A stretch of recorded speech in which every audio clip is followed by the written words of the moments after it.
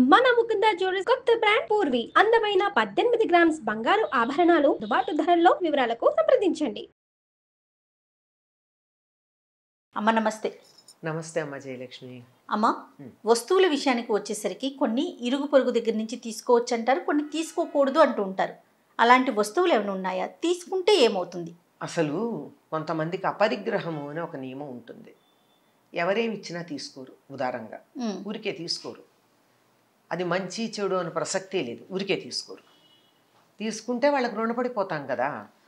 అందువల్ల రుణపడిపోవటం మాట నుంచి కొన్ని వస్తువులు తీసుకున్నట్టయితే మంచిది కాదు అని కూడా మన పెద్దలు చెప్పారు.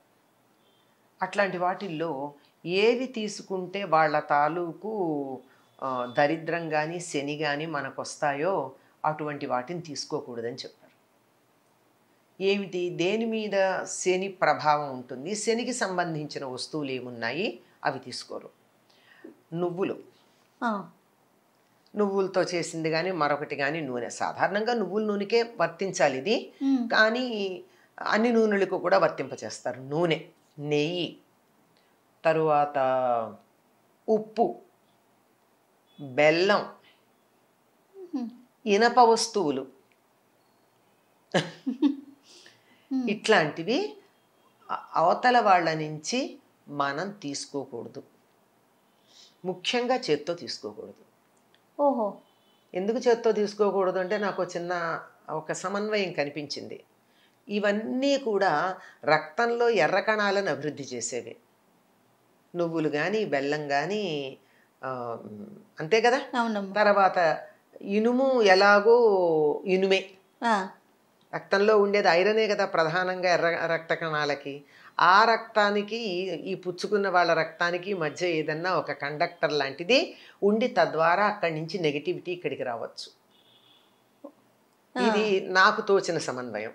కానీ పెద్దలు చెప్పింది ఏంటంటే శని దానికి అధిపతి గనక వీటికి, దీనికి నువ్వులకి, ఇనుముకి, ధాన్యాల్లో నువ్వులు, లోహాల్లో ఇనుము, అలాగే నల్లని వస్త్రాలు, నలుపు రంగు ఆయనకి ఇష్టం, నలుపు, ముదురు నీలం, ఇట్లాంటి వస్త్రాలు, ఇలాంటివి ఇతరుల నుండి మనము తీసుకున్నట్టయితే వాళ్ళ దగ్గర ఉన్నటువంటి శని ప్రభావం ఏదైతే ఉందో అది మనకి వర్తిస్తుంది అని చెప్తారు.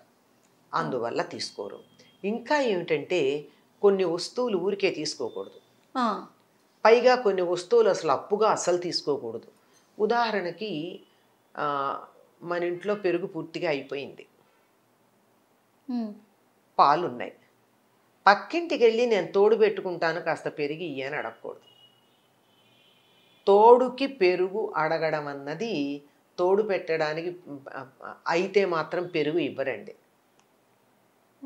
ఎట్టి పరిస్థితుల్లో వాళ్ళు ఇవ్వరు. మన తోడు కోసం అడిగామంటే మనకు కావాలి అంటే వెళ్ళి మామూలుగా అడుక్కోవచ్చు. ఏమని, నాకు ఇంట్లో పెరుగు అయిపోయిందండి, కాస్త ఈ పూట నేను మజ్జిగ లేనిదే అన్నం తినలేను, కాస్త పెరుగు ఇవ్వండి అని అడిగితే అట్లా తెచ్చుకోవచ్చు. కానీ తెలిసిన వాళ్ళైతే ఎవరు తోడు కోసం అయితే మాత్రం ఇవ్వరండి పెరుగు. ఎందుకమ్మా?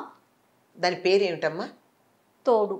తోడు అంటే సహకారం. నాకు తోడుకి లేదు ఇవ్వమని అడిగితే మన దరిద్రాన్ని బయట పెట్టుకున్నట్టే కదా. అటువంటి దరిద్రులకు మనం సహాయం చేస్తే ఏమో అది మనకు అంటుకుంటే ఇట్లాంటి అనుమానాలు ఏవో ఉండుంటాయి నేను అనుకుంటున్నాను. కానీ తోడు కోసం పెరుగు అడిగితే మాత్రం ఇవ్వరమ్మా. పల్లెటూళ్ళల్లో ఎట్టి పరిస్థితుల్లో పాడి బాగా ఉన్నటువంటి వాళ్ళు తోడు కోసం పెరుగు అడిగితే ఇవ్వరు. అది అడగకూడదు కూడా, అడగకూడదు.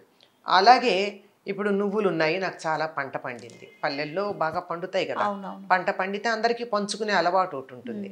మరి పంట పండితే ఏం చేస్తాం, పక్క వాళ్ళందరికీ తలో కాస్త పంచుతాం. మరి పంచుకోకపోతే ఎట్లా? కానీ నువ్వులు ఇవ్వకూడదు కదా, కొనుక్కోవచ్చు. అందువల్ల నువ్వులు లాంటివి గనక ఎవరైనా మాకు పండే అయ్యేని పంపిస్తే తప్పనిసరిగా ₹1 అన్నా వాళ్ళకి ఇచ్చి తీసుకోవాలి. అలాగే చీపురు, చేట, ఇట్లాంటి వస్తువులు కూడా తీసుకోకూడదు ఎవరి దగ్గర ఊరికే. ఎందుకంటే ఇవి కూడా జ్యేష్ఠాదేవికి సంబంధించినవి. అది అడిగాము అంటే అవి అక్కడి నుంచి మనకు వచ్చినట్టు. ఇప్పుడైతే మనకి లేవు, కానీ పూర్వకాలం అలుగుగుడ్డలు ఉండేవి. అంటే ఇల్లు పేడ వేసి అలకడానికి ఒక గుడ్డలో పేడ వేసి ఇలా అలుక్కుంటూ వచ్చేవారు, అలుగుగుడ్డ అంటారు. అంటే ఇప్పుడు మనకి మాపర్ కింద లెక్క అనుకోండి, బట్టతో ఇల్లు తుడిచేటప్పుడు తడి బట్ట కావచ్చు, లేకపోతే మాపర్ కావచ్చు. అట్లాంటివి కూడా, ఇవన్నీ కూడా ఈ క్లీనింగ్ ఇంప్లిమెంట్స్ అన్నీ కూడా ఆవిడ గారికి సంబంధించినవి. అందువల్ల అవి కూడా ఊరికే తీసుకోకూడదు. ఇట్లాంటివి పాత గుడ్డలు అయితే, పాత గుడ్డలు ఒక సందర్భంలో తీసుకోవచ్చు. పసిపిల్లలు అప్పుడే డెలివరీ కనుక అయినట్టయితే ఆ పాత ఆ ఒంటి మీద పెట్టుకున్నటువంటి దానివల్ల వాళ్ళ యొక్క భావనలు దాంట్లో ఉండి బిడ్డ క్షేమంగా ఉంటారు కనుక అట్లా అడగచ్చు. కానీ మామూలుగా అయితే అట్లాంటివి ఇట్లా తీసుకోవడం అన్నది ఇవన్నీ దరిద్ర హేతువులుగా చెప్తూ ఉంటారమ్మా. దరిద్రం అంటే మరొకటి ఏం కాదు, మన చేత కష్టపడేటట్టు చేసేది, ఎంత శ్రమ పడినా ఫలితం రాకుండా శ్రమ మాత్రమే మిగిల్చేది. ఆ పని చేసే ఆయన ఎవరంటే శనైశ్చరుడు.